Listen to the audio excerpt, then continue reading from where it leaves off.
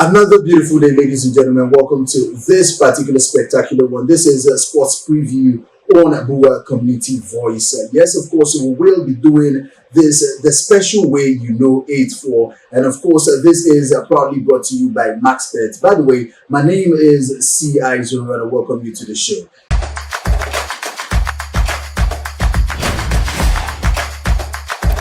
Yes, you're welcome back. Just like I told you, this is a sports preview brought to you by our friends at MaxBet. And of course, this is that place where we get to dissect and of course tell you those things pertaining to football. Yes, some persons in the US will call it soccer. Some persons will call it, just that game where we have numbers and enjoyment. But we choose to call it a game where brings families together and of course brings the nation together, because football in its entirety brings people together of different races and of course different continents. As it is, I've got this quintessential lady. Let me start from my left. How are you doing, Chiwendo? I'm doing great, thank you. You look beautiful, but you cannot relate to the blue and the okay. We'll get to that. We'll get to that. Okay, my brother. From my right is my very own man. The man from London. This guy could relate. Unlike some persons in the. But then, yes, how are you doing, my brother? I'm doing well. You're smiling. It looks like it's been a beautiful week for you. It's a beautiful one. A very beautiful week. You want to talk about it? Soon, Okay. Yeah. And then we have our sister from Sunderland. She's always enjoying the vibes. Sunderland in this particular equation has this match feature on Saturday, because yes, we'll be talking about matches, the Premier League matches for Saturday, which will gradually be that particular fixtures that will end the month of November 2025 as we gradually close in the year 2025. Of course, just like I said, the Sunderland will be going against Bournemouth, and of course, Brentford against Burnley, and Manchester City against Leeds, Everton against Newcastle, and Tottenham against Fulham. That is the fixtures for Saturday. And of course, we'll be having those things on Sunday, where we have Crystal Palace against Manchester United, we have Aston Villa against Wolves, we have Nottingham Forest against Brighton, we have West Ham against Liverpool, that has really had a very, very, very, would I say, compromised season so far. But then again, we equally have the match of the moment, the London derby, Chelsea against Arsenal. I don't know why I had to say Chelsea, and then the Sunderland lady kept looking at me. I really don't want to go into that in detail. But then because of you, let's really talk about Sunderland for a minute. We'll get back to others, but Sunderland is about to face Bournemouth, and I really want to know, what's your thoughts about that, Sunderland? Let's start. I mean, Sunderland, for me, they are a team that when you least expected them to perform, they perform. When you now put your hopes high, because they are playing against Fulham, and I expected that if they can do it against Chelsea, do it against Arsenal, I expected them to do something in that game. But it's quite unfortunate that Fulham, when two teams who you believe are likes, they are not among the big boys. When they come together, they just know how to play themselves, and I think that's what happened to Sunderland. They looked at Fulham and said, Fulham is not a really strong team. They didn't give their energy. That's the way they played against Chelsea, played against that. You could see a team that wanted to prove a point, and they did. But when they were playing against Fulham, I did not see that fierceness that they used to play Chelsea, and that's why they were a little bit relaxed. And it's quite unfortunate they lost against Fulham, but that does not take away the fact that Sunderland is a team to want to look at this season. But if we look at their head-to-head, I think Bournemouth has had an upper hand. I think as at 2017 when they had their last feature, I think Bournemouth won Sunderland by a goal difference, and then it shows that if we are going to play on history, that might just be happening again, don't you? I always say that I don't look at history. I look at your current form. What are you giving at this point in time? Because we have seen over time where they say history. History comes in and I mean, we saw what happened against Manchester City. We saw what happened against Arsenal and Tottenham Hotspur. You know that when it comes to Tottenham Hotspur and Arsenal, that's away record, home record. You know, they were just two teams that normally know how to play themselves. But we also what happen when a team is in form, a team is in form. So this season, I think Sunderland is in form. Yes, should not take it away that they lost against Fulham, but they are in form and they are trying to prove a point. And I think that's what will happen against Bournemouth. Bournemouth is not a team that have really, for me, has really shown me they have credibility in this season. They are not a team that. I mean, I love the player there, Semenyo, but they have not really shown me that they are in they are in this season to prove a point. They are just a team that just want to survive the league. And that's the way I rate them. But unlike Sunderland, they are there to not to win the league, but to prove a point. That's the difference between the two of them. Okay, so winning the league and then proving a point, that's where Sunderland is right now. So do you really agree with this particular point, saying that Sunderland is currently far better than Bournemouth as regards form and as regards, playing at this particular moment? I think so. I think so because while their home record for Sunderland has been a good run at home, while playing at home with any team at all, it has been a good run for them. But they just lost one game at home. That was in a friendly. They lost just one. They lost that match. So I think Sunderland in this game will be doing perfectly well, considering the fact that they lost their last game. That is not. If you check the time the goal came late in the almost closing time of the game. So I didn't see them as a weak side. They were playing away and they played well. But this time they are playing at home against Bournemouth. So the last time Bournemouth won them was 2017. Just a goal that separated that match. So you use that to judge. You see that Sunderland and Bournemouth has this issue, that's in this pari passu friendship that goes with them. So I don't think it's going to be an easy game to predict who is going to win, but I know that Sunderland will give Bournemouth a run for their money. Okay, so talking about Sunderland giving Bournemouth a run for their money, let's really look at Everton because that's another one to really talk about. Everton and Newcastle. Newcastle is up in the Champions League, and Newcastle has really been doing not too well. But then for a team that people really didn't expect, they are competing as far as I'm concerned. So what do you really think about Newcastle and Everton at this point? I would disagree with you when you say Newcastle are not really being a team to look at. They have the last season. They played so well, but at the moment their star man Alexander Isak, which he has been a shadow of himself going to Liverpool. It was looking like there's going to be a problem, but they've been able to find their rhythm again and played against Everton. These two teams coming into this game, they both won their matches. Everton won against Manchester United. Newcastle won against Manchester City, the big Manchester City. And one will want to look at it and say that these two teams, they are in form coming into this game. But if you look at both, but they equally lost to Marseille, on their Champions League out. I'm not going to rate it in that light. I'm going to rate them in the form they are in the Premier League. And Everton playing against Newcastle, it's a very dicey game because David Moyes is not a team. Not a coach that you will not you take away his experience, his knowledge. He's a versatile coach who has been all in the Premier League. He has seen it all. He has coached big teams. He has coached lower teams, and so David Moyes is a coach that has. But I will not also take it away from Eddie Howe too, who has been able to bring Newcastle into a limelight that we used to know. That Newcastle is a big team in the Premier League, either we like it or not. They know how to play big boys. They have been there, they have been surviving, and they have gotten this far. So this both manager have something that they are trying to prove in their both clubs. But I think I have soft spot for David Moyes, and maybe I will be saying that it's not going to be easy for Newcastle. But at the long run, I'll just sit on the defense. I think the good team, they are in good form. And at the end of 90 minutes, I'll sit on the defense. Okay, now sitting on the fence, my brother Bonfrey, Everton are unbeaten across their last four head-to-heads. Winning two and drawing two.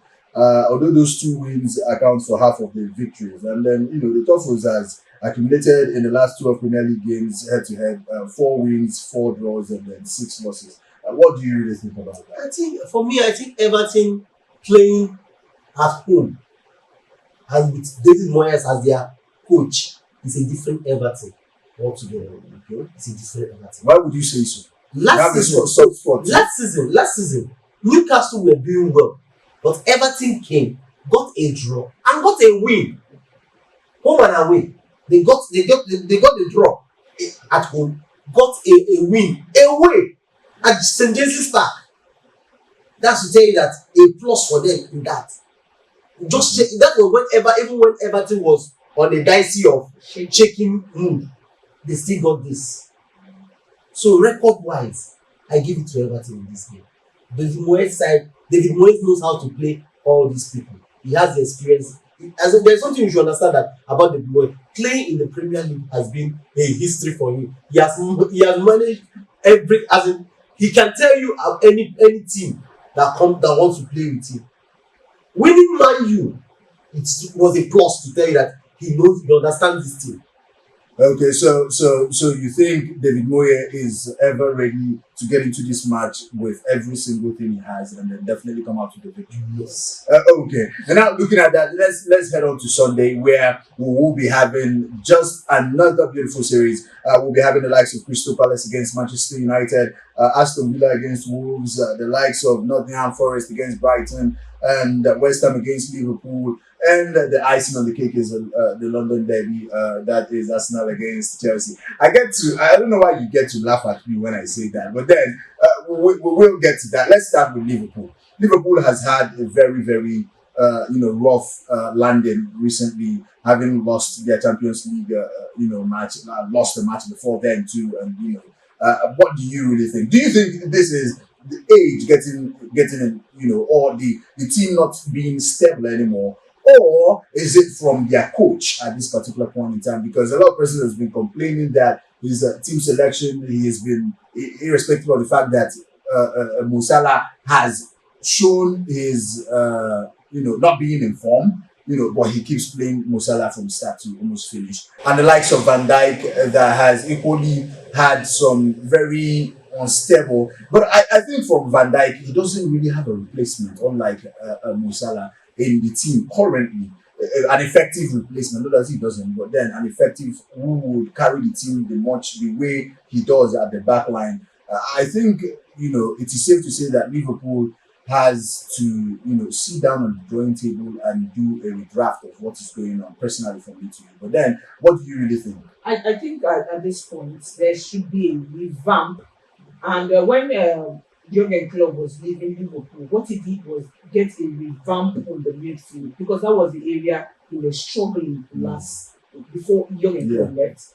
He went and cemented the midfield position, and the midfield position became balanced. The likes coming in of Szoboszlai, Gravenberch, and McAllister, the midfield became solidified. Okay. But they didn't do the same for the defense. As a matter of fact, Konate gets injured, Liverpool is in trouble. Van Dijk gets injured, Liverpool in trouble. So when you say manager this match selection, who will be there? Who will play? They don't have any sense. They did one of the highest signings this season by bringing in. That's the problem. The only place I fault the manager is in both players that were not needed in Liverpool squad. Because Ekitike was delivering. Because what we're looking at is Jurgen Klopp. There is always a reason for Jurgen Klopp to bring you into Liverpool squad, and you always go for players that is not even well known. There was a serious fast problem. Van Dijk was coming in. We are beginning to see him in Southampton, because he came from Southampton to Liverpool. We are beginning to hear the name Van Dijk. He's good, but really has not proven himself. Because if he was that's so much of a good player, he wouldn't be playing for Southampton.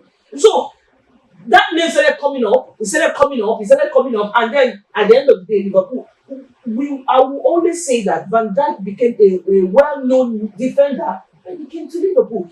That has been a tradition of Liverpool. Liverpool don't go for big names because it has never favored them. So are you saying Coming he brought into it. Isak, Slot brought Isak out of sympathy? I would not say it's sympathy per se. I would say that was his first choice, and then when it was not forthcoming, but eventually you saw that the guy had Z wanted to come to Liverpool. Okay, let's just buy him, and I think let's just buy him and bring. But originally, that was and Slot player. That's the player he wants to use, but it's quite unfortunately that he does not know how to use it because number one, Isak is not the problem. The midfield is having issues, and from the back line to the midfield, how will you draw a Szoboszlai? There was a pattern that they were playing. Now you are driving a Szoboszlai to becoming more, to be doing the right, they play the right back. Sometimes he comes in and be playing in the defense. He's not known for that. He's an attacking-minded player. For Christ's sake, you can even say let him play the wings than to put him down to the defense. So it's all boiled down to availability of players. In the defense, there's a lot of trouble. And people who are blaming McAllister, you could see that sometimes McAllister comes back. He's not. McAllister is not a defensive player. He is an attacking player. Gravenberch too, who was doing the dirty game for them in the defensive wing, wants to play attack because that's what he is. He's an attacking-minded player. When he was in Bayern Munich, he was playing an attacking midfield position. Now you bring him to Liverpool, we manage you for that season. Okay, play that position. When we come back, we will get another replacement for you. If you didn't do that, you want to put him to continue to play defensive midfield. That will be his permanent position. That's not so right. Now you're saying it is a slot issue and not the player. It's not slot issue. It is the player that is available for him. See, the mistake Liverpool made in the transfer window was spending so much on players that were not really necessary in that team. Okay. Going for Isak was as in they got a striker already. Isak was just an addition that was not meant to have. And a striker that has probably been converting goals when he came. Yes, when he came in. So Isak coming in was just that he wanted to play for this team. And if you check, Isak is not even delivering at all. Isak has played almost nothing less than about 200 minutes of game. He has not been able to score a goal. Okay. I will not say Isak is the problem. When it's just like you saying Victor Osimhen is the problem of Nigeria.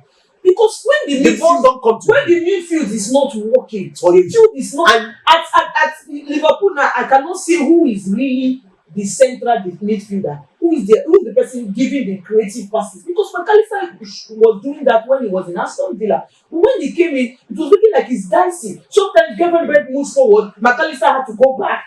Szoboszlai goes back. Now, and then Salah on the other hand does not chase the ball at all. He's not chasing the ball, but his pattern of football. Salah's pattern of football has always been the keep. Considering where the team is, I feel like he should. Normally, the pattern of football is a long pass. You are seeing the lapses now because Liverpool is there. So this has been the way Salah has been playing. Salah's game is a long pass to him. He runs with the ball. That has been his pattern. A long pass from the keeper. You get now let's see it this way. West Ham has had 2 wins and 1 draw. Liverpool has had 3 losses. Now, 3 Premier League and then 2 Premier League, I beg your pardon, and 1 Champions League loss. While West Ham has been on 2 wins against Burnley and Newcastle and 1 draw against Bournemouth. Now, do you think this will be another take the point kind of this thing for? I think Esperanto Santos is the one in charge of West Ham. I don't expect anything less. Esperanto Santos was, even when Liverpool was in great form last season, he was a pin in the neck of an slot when he was in Nottingham Forest, and you're playing against Esperanto Santos that understand and know the kind of the pattern of play. Because home and away, Liverpool could not win Nottingham Forest last season. That's to tell you this man knows what he's doing. And so when you are playing against him, of course, I'm going to give it a walk in the park for Esperanto Santos boys. West Ham is going to get them. And that's West Ham will want to redeem their image. Having lost 3 straight games against this team, they want to get at least this one. We should give them a hope to land on. Liverpool is giving out the point. Let's take our own. That is what it means now. Liverpool giving out the points on that stage. So Liverpool at this point is believed to be dashing out points to other opponents at this particular point. But then let's just see how it goes. Remember, this is a sports preview live on Bua Community Voice, and just like I said, you could be part of this conversation by just subscribing to the YouTube platform. And then remember, this is probably brought to you by our friends from Max Bet, and of course it is promising to give you an exclusive once you log on to that particular platform. But away from that, let's really talk about the match of the day. When I started, I talked about the blue sky and the red sky, talking about London right there. One person, from surrounding actually envied and then had to have her own opinion. We started with her side, and then try to delve into what happens in her side. Now, let's really talk about Chelsea. Chelsea has had a very beautiful outing, has really won their last 3 matches, consecutively. And then talking about Arsenal has had an undefeatable strike for the past, 6 or 4 matches. No verse. Let's calm down. But Arsenal has been really doing well. I think they have just 1 draw to their table, and then the rest has been winning. I thought, as at the last time they had their Champions League outing, it was going to be an almighty defeat or a draw match at most by Bayern. But then Arsenal gave Bayern a run for their money.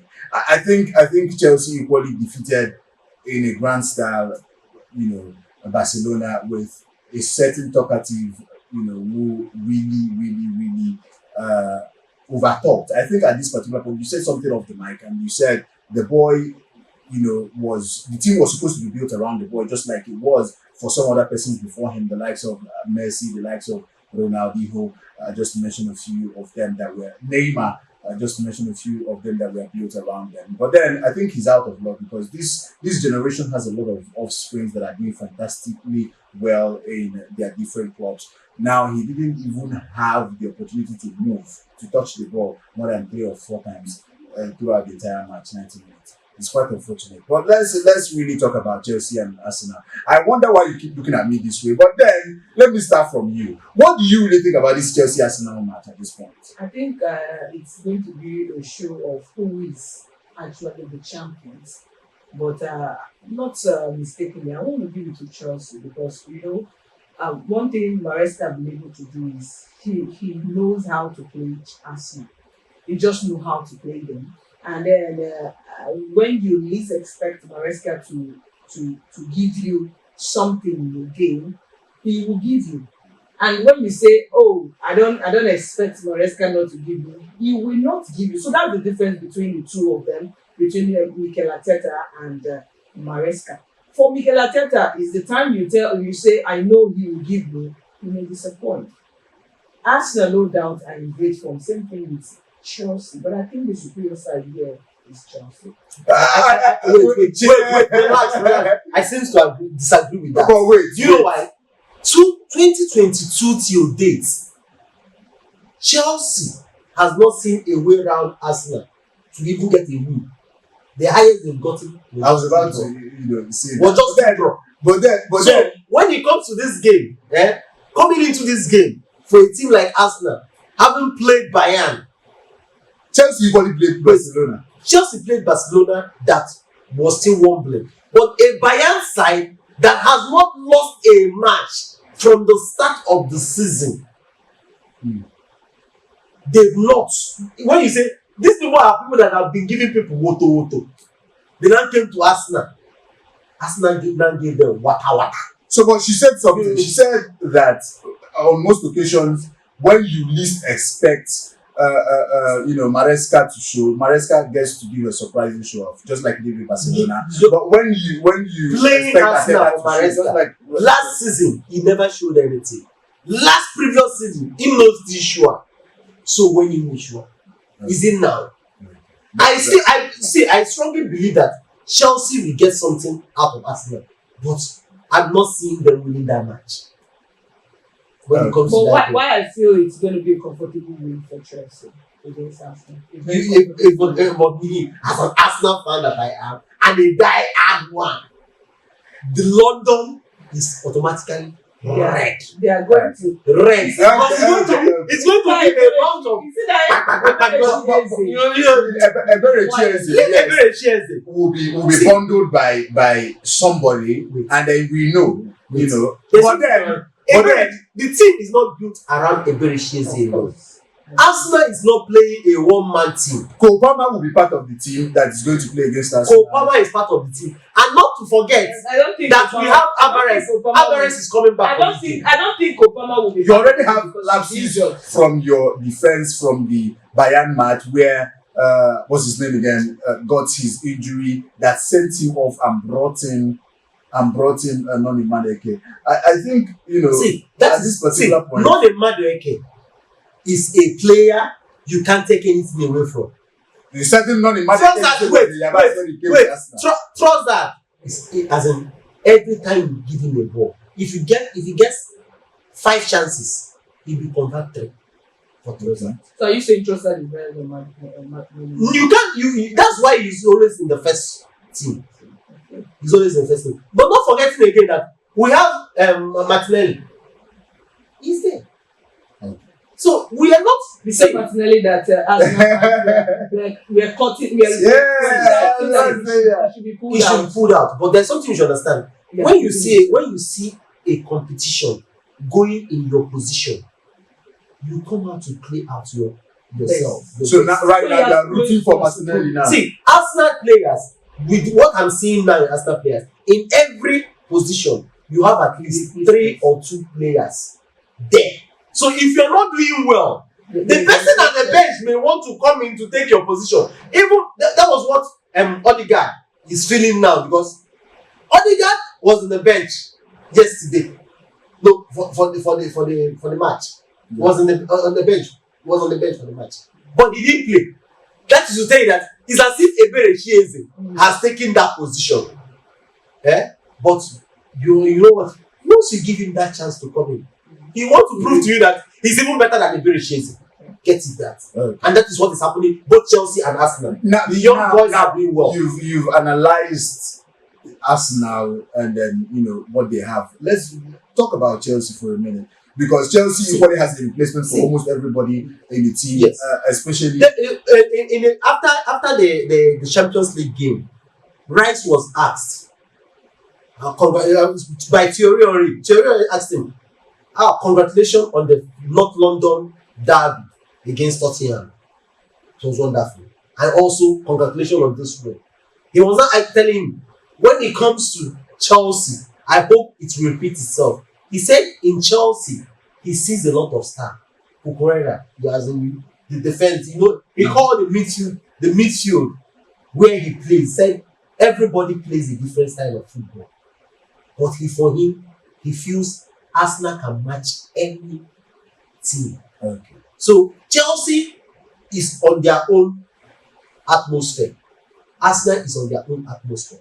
But when they both team meet, on Sunday, the whole thing will be done. Now it's a competition of atmospheres. Having to be in different atmospheres. Now let's really do a little download of all the matches we have between Saturday and Sunday. What your predictions will be like? Let's start from Brentford and Burnley. What's your prediction about that? I'll give it to Brentford. Okay, so what do you think? Brentford. Let's talk about Manchester City and Leeds. Manchester City straight away. For me, with what is currently happening with Manchester City, I doubt I play. I think to be on the safer side, over 1.5 because you don't know where the biscuit will crack. Just like Double we say. Okay. Okay. So Sunderland, Bournemouth. What do you think? Of course, I'm giving it to Sunderland. You give it Sunderland too. Okay, Everton, Newcastle. I'll give it to Everton. Everton straight win. Everton straight win. Okay. Tottenham, Fulham. I give it to Tottenham. You give it to Tottenham. What do you think? I'll give it to Tottenham. Oh wow. Okay, now let's talk about Brentford. I beg your pardon. Chelsea and Arsenal. Let's start there. I see a goal very much. A go. A goal. Okay. Arsenal will either have. Do you think so? I say a draw. A draw, full-time draw. Crystal Palace, Manchester United. See Crystal Palace straight away. I'll give it to Manchester United. Okay, Aston Villa, Wolves. Aston Villa straight away. I'll give it to Wolves. Oh, wow. So you want to oppose everything he says? That what you do? Okay, Nottingham Forest, Brighton. Let's start from you. I think the Nottingham Forest side gets the 100% win in that match. Nottingham, I'll give it to Brighton. What is this? Okay, okay, Don't worry. okay. Then lastly, West Ham, Liverpool. Why would I A call straight win for West Ham. a straight win for West Ham? West Ham straight win. That's the one thing to understand. So Liverpool and West Ham. Is that what you're saying? It's not that always they have them. Presently now, you should understand that in every match they lose, the players' morale drops. Okay. And if they continue like this, bet me by January, you won't see a lot in that team. Okay, so having said that, a very big thank you. We just hope it works out the way you guys predicted it. A very big thank you to you guys for being part of the show. Thank you, Echiwendu, for being part of the show. And keep, with Sunderland. Sunderland will, make you proud one of these days. And then my man from London, a very big thank you to you. You've been smiling all Just like you you put it on the red, so it's as good as London is red. Don't worry. Okay, yes, to the man behind the camera, thank you very much for being part of this, Ulama. And then, of course, my name is CI0. See you on the next episode. But remember to subscribe and like this particular one. Adios, amigos.